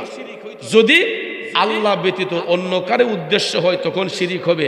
আর শুধুমাত্র আল্লাহর জন্য যদি নাক কপাল জমিনে যায়, এটা হবে সিজদা। সিজদার মালিককে আল্লাহ ব্যতীত আর কাউকে সিজদার পারমিশন দেওয়া হয় নাই। বিদায় হজের ভাষণে রসুল বলেছেন, এটা তোমরা রহিত করেছেন যে আল্লাহর পরে যদি কাউকে সিজদা দেওয়ার বিধান থাকতো, আপন স্ত্রীকে অনুমতি প্রদান করা হতো সে যেন তার স্বামীর পায়ে সিজদা করে। কিন্তু আমার রসুল ভাবলেন যে এটার দ্বারা সমাজে বিশৃঙ্খলা হবে, ফিতনা হবে। এই জন্য রসুল বলেছেন যে না, সিজদার মালিক একমাত্র আল্লাহ, আল্লাহ ব্যতীত আর কারো জন্য সিজদা নয়।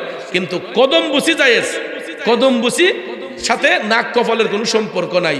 পা এবং ঠোঁটের সম্পর্ক। ঠোঁট একটা অঙ্গ, নাক একটা অঙ্গ, কপাল একটা অঙ্গ। আমার কথা কি বুঝতে পারতেছেন? এই জন্য আমাদের বাচ্চাদেরকে এই আদবগুলা শিখাবেন। মুরব্বীরা আসলে, বাড়িতে মেহমান আসলে, যদি আমাদের পরমাত্মীয় হয় তাদেরকে সালাম কালাম করা শিখাবেন। যে তোমার কাকা আসছে, তোমার খালু আসছে, খালাম্মা আসছে, তাদেরকে কদমবুসি করো। মাকে, বাবাকে, বড় ভাইকে, উস্তাদকে কদমবুসি করলে ঈমান আকীদা মজবুত হবে। ওই পরিবারের মধ্যে আল্লাহর রহমত, শান্তি আসবে। এখানে কোনো শিরিক হবে না। কিন্তু যারা আমাদেরকে শিরিক বলতেছে, এরা আমাদের ঈমান নষ্ট করতেছে। কিভাবে জানেন?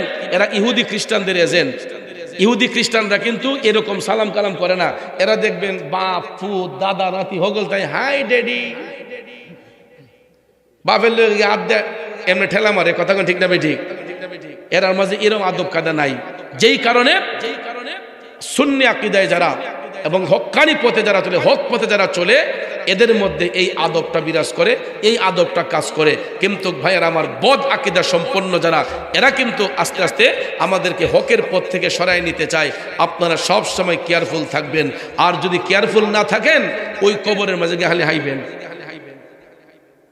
কি খাইবেন? খালি ফিডা আর ফিডা কবরের মধ্যে। আর যদি নবীর পক্ষে থাকেন, ইমানের পক্ষে থাকেন, কবরটা নূরের মহল হয়ে যাবে, আলোকিত হয়ে যাবে। তাহলে বলুন, আমরা কবরকে আলোকিত করতে চাই কি চাই না? তাইলে সুশিক্ষা দরকার আসেনি? তো যেহেতু মাদ্রাসা এখানে নির্মাণ হয়েছে, কাদেরিয়া, তাহেরিয়া, ওয়ারেস আলী মাস্টার সুন্নি হাফিজিয়া মাদ্রাসা, আপনার একটা সন্তানকে মাদ্রাসায় ভর্তি করাবেন। আমি দেখতে পাচ্ছি যে মাদ্রাসাটা একটু আলাদা জায়গার মধ্যে, জমিনের মধ্যে আপনারা এক সাইডে করেছেন। আমার হুজুর কেবলা আউলাদ রসুল আল্লামা আহমদ শাহ সিরিকুটি রহমতুল্লাহ আলাইহি প্রথম যখন বাংলার জমিনে এসেছিলেন, চট্টগ্রাম দ্বীনি শিক্ষা প্রতিষ্ঠান জামিয়া আহমদিয়া সুন্নি আলিয়া যেখানে প্রতিষ্ঠিত হয়েছে, ওই জায়গাটার মাঝে ময়লা আবর্জনা আসিল, ডুবা আসিল। দিনে বাগো মানুষ একটা রেখে দিত, দিনে বাগো ওই জায়গার মধ্যে মানুষকে খুন করে লাইত। কিন্তু আমার হুজুর কেবলা আউলাদ রসুলকে এক ভদ্রলোক বলছে, হুজুর আমি যদি আপনি মাদ্রাসা করেন আমি কিছু জায়গা দেব। জায়গা যখন দিয়েছে দেখা যায় এটা ডুবা। হুজুর কেবলা বলছেন এটা ডুবা নয়, এখানে নূহ আলাইহিস সালামের কিস্তির মতো আমি একটা দ্বীনি শিক্ষা প্রতিষ্ঠান নির্মাণ করতে চাই। কারণ যারা রসুলকে ভালোবাসবে এরা এই কিস্তির মধ্যে উঠবে, আর যারা ভালোবাসবে না এরা তো উঠবে না। ঠিক আমার হুজুর কেবলা এই পানির মধ্যে নেমে আহমদ শাহ শ্রীকুটি রহমতুল্লাহ আলাইহি আউলাদ রসুল পাকিস্তান শ্রীকুট শরীফ থেকে যিনি বাংলার জমিনে এসে প্রায় 250-র উপরে মাদ্রাসা আছে, 250-র উপরে মাদ্রাসা আছে, উল্লেখযোগ্য মাদ্রাসা। এর মধ্যে জামিয়া আহমদিয়া, কাদরিয়া তৈয়বিয়া, আরও বিভিন্ন জায়গায় কাদরিয়া হেলিমিয়া, আরও অনেক মাদ্রাসা বাংলাদেশে আছে। আমি এই নামটা দেখলেই গায়ের রুমগুলা শিহরিত হয়ে ওঠে। কাদেরিয়া, তাহেরিয়া, ওয়ারেস আলী মাস্টার সুন্নি হাফিজিয়া মাদ্রাসা এখানে প্রতিষ্ঠিত হয়েছে। যদিও এটা ক্ষেত খামার দেখতেছেন, ক্ষেতের মাঝখানে হয়েছে। এই জঙ্গলটাই আল্লাহর অলিরা মঙ্গল করে, জঙ্গলটাই আল্লাহর অলিরা মঙ্গল করে। দেখবেন এই প্রতিষ্ঠানের কারণে এই এলাকাটা একদিন দামি হয়ে যাবে, এই প্রতিষ্ঠানের কারণে এই এলাকার পরিচিতিটা অনেক ব্যাপক বেড়ে যাবে। কারণ একটা দ্বীনি শিক্ষা প্রতিষ্ঠান যে এলাকার মধ্যে থাকে, এই প্রতিষ্ঠানের মধ্যে মাদ্রাসার ছাত্রগুলো যখন পড়াশোনা করে, এরা যখন রাস্তা দিয়ে চলাফেরা করে, আমার আল্লাহ এদের জন্য নূরের কার্পেট বিছাইয়া দেয়। এবং মাদ্রাসার তালিমুল ইলম ছাত্ররা যেই দিকে হাঁটে ওই এলাকার মধ্যে কলেরা রোগ বেমার আসে না। তাইলে এরা আমাদের জন্য কল্যাণ না অকল্যাণ? তাইলে আমাদের একটা সন্তানকে এই মাদ্রাসায় দেওয়া দরকার আসেনিও? আমি এলাকাবাসীকে বলবো, আপনারা যেই 2 জন দক্ষ হাফেজে কোরআন পেয়েছেন, উস্তাদ পেয়েছেন, তারা হকের উপর প্রতিষ্ঠিত আহলে সুন্নাত ওয়াল জামাতের আকীদায় বিশ্বাসী। আমার দৃঢ় বিশ্বাস এই হক্কানি সুন্নি হাফেজে কোরআনদের মাধ্যমে আপনার সন্তানদেরকে যখন কোরআন শরীফ যখন শিক্ষা দিবেন, এরা সুশিক্ষা লাভ করে এরা একদিন বাংলার আনাচে কানাচে গিয়ে এইরকম ভাবে সত্যের পক্ষে সুন্নিয়তের পতাকা উড়াবে। ঠিক কিনা? আজকে আমি মুরাদ চৌধুরী, এই মুরাদ চৌধুরী নামের হাজার হাজার মুরাদ চৌধুরী বাংলাদেশে আছে না নাই? আমি পাগলারে কেডাসিন লইলে যদি মাদ্রাসা না পড়তাম, আমার 2 পয়সার দাম থাক লইলে, এই যে শত শত মানুষ আমার সামনে বসে আছেন, কিসের জন্য বসে আছেন? আমি পাগলার সিনা থেকে অল্প কিছু কোরআন সুন্নাহর জ্ঞান ধারণ করেছি, এই কোরআন সুন্নাহর কথাগুলা বলতেছি, এটা শোনার জন্য আপনারা বসে আছেন। তো ভাইয়ার আমার মা বাপ যদি আমার মাদ্রাসায় না পড়াইতো, এই চেয়ারে বওয়ার যোগ্যতা কি আমার হইতো? তো ইডা হওয়ার পিছনে সবচেয়ে বড় অবদান হচ্ছে আমার অভিভাবক, আমার মা এবং বাবার। ঠিক কিনা? মা বাবার স্বপ্ন ছেলে আলেম হবে। তো আজকে সামান্য পড়াশোনা করছি বিদায় বাংলাদেশ নয় বহির্বিশ্ব ঘুরে বেড়াচ্ছি। তো বন্ধু, আমি চাই যে আপনার আমার সন্তানগুলা আমাদের চাইতে আরো ভালো জায়গায় যাক, আরো উন্নত হোক। আমরা এই দোয়া করব। ঠিক কিনা বলেন? অনেকে আফসোস করে, আমার ছেলেটা যদি তাইর হুজুরের মতো হইতো, আমার ছেলেটা যদি মুরাদ হুজুরের মতো হইতো, আমার ছেলেটা যদি আশিক হুজুরের মতো হইতো। আফসোস করেন মা, একদিন আপনার সেই আশা পূরণ হয়ে যাবে যদি আপনার মকসুদ ঠিক থাকে, সহি নিয়ত থাকে। এই জন্য বিনয় করে বলবো, আমাদের একটা সন্তানকে অন্তত দিনে শিক্ষায় শিক্ষিত বানানোর জন্য সুন্নি মাদ্রাসায় ভর্তি করাবো। আর যদি বোর্ডিংয়ের ব্যবস্থা থাকে আলহামদুলিল্লাহ, আর বোর্ডিং যদি না থাকে এলাকার ছাত্রদেরকে আপনারা লজিংয়ের ব্যবস্থা দিবেন। আর বোর্ডিং যদি থাকে আলহামদুলিল্লাহ, কারণ আঞ্জুমানের অধীনে যেহেতু মাদ্রাসা, এটার মাঝে খানারও অভাব হইতো না, খানারও অভাব হইতো না। কেন জানেননি? একটা কথা কই, আমি যখন 2004 সালে চট্টগ্রাম জামিয়া আহমদিয়াতে 2004-এ, তো আমাদের একজন বাংলা স্যার ছিলেন কাশেম স্যার। তো আমরা স্যার আমাদেরকে ক্লাস করাইতেছেন, তা আমরা স্যাররে বলছিলাম, স্যার সরকারে যদি আপনাদেরকে টাকা না দেয়, আঞ্জুমানের টাকা দিয়ে চলতে পারবেন না। তো বাংলা স্যারে বলছিল যে সরকারে যদি কিয়ামত পর্যন্ত আমরা টাকা না দেয়, আঞ্জুমানের ফান্ডে এত পরিমাণ টাকা আল্লাহর বান্দারা দান করছে, কিয়ামত পর্যন্ত যদি সরকার 1 টাকা না দেয়, আঞ্জুমানের অধীনে শুধু জামিয়া না, যত প্রতিষ্ঠান আছে সব প্রতিষ্ঠান চলতে পারবে। হাজার কোটি টাকার উপরে আছে ইনশাল্লাহ আঞ্জুমানের ফান্ডের মধ্যে। ভাইয়ার আমার, লাখ লাখ কোটি কোটি টাকা আল্লাহর বান্দারা আঞ্জুমানের ফান্ডে মুক্ত হস্তে দান করে। হুজুর কেবলা এই 1টা টাকাও পাকিস্তানে নেন না, 1টা টাকা ওনার নিজের কাজে ব্যবহার করেন না। হুজুর কেবলা বাংলাদেশে আসলে উনি ইউটিউব দেখে দেখে, মোবাইলের মধ্যে গুগল সার্চ দিয়ে দেখে দেখে হুজুর কেবলা প্রত্যেকটা প্রতিষ্ঠানের খবর নেন এবং ভিডিও কলের মাধ্যমে হুজুর কেবলা প্রত্যেকটা প্রতিষ্ঠানের খবর নেন। কোন প্রতিষ্ঠানটা কিভাবে চলতেছে, কোন প্রতিষ্ঠানে কি লাগবে, কি আছে, এইগুলা হুজুর কেবলা তদারকি করেন। কিন্তু 1টা টাকাও বাংলাদেশ থেকে নিজের দেশে নেন না। প্রত্যেকটা প্রতিষ্ঠান যাতে সুন্দরভাবে চলে, এই রকমভাবে আঞ্জুমানের ফান্ড গঠন হয়েছে। আপনারা এই ফান্ডের সাথে সম্পৃক্ততা রাখবেন, সেই সাথে আপনারাও মুক্ত হস্তে এই মাদ্রাসায় দান করবেন। একটু আগে আমি দেখেছি আপনারা স্বতঃস্ফূর্তভাবে মনের খুশিতে আপনারা যে দানগুলা করেছেন, এই দান একদিন আপনার আমার নাজাতের উসিলা হয়ে যাবে। এই দান একদিন আমার আপনার নাজাতের উসিলা হয়ে যাবে। কারণ 3টা আমলের দরজা কোনোদিন বন্ধ হয় না। এর মধ্যে একটা হলো সদকায়ে জারিয়া, যারা মুক্ত হস্তে আল্লাহর পথে খরচ করে। ভাইয়ার আমার, ওই মানুষটা দুনিয়া ছেড়ে যাবার পরেও এই আমলের দরজা কিয়ামত পর্যন্ত উন্মুক্ত থাকে, এটা বন্ধ হয় না। এই জন্য দানকারীকে আল্লাহ অনেক পছন্দ করে, আমার নবীও পছন্দ করে। আপনারা সব সময় মুক্ত হস্তে আল্লাহর পথে খরচ করবেন, মন উজাড় করে আল্লাহর ইবাদত করবেন, নবীর গোলামি করবেন। আল্লাহ যেন কবরের আযাব থেকে আমাদেরকে বাঁচিয়ে নেক আমলে যেন দাবিত করেন, আমরা যেন কবরটাকে শান্তিময় করতে পারি, সেই তৌফিক যেন আমি সহ আমাদের সবাইকে আল্লাহ দান করে। সবাই বলেন আমিন।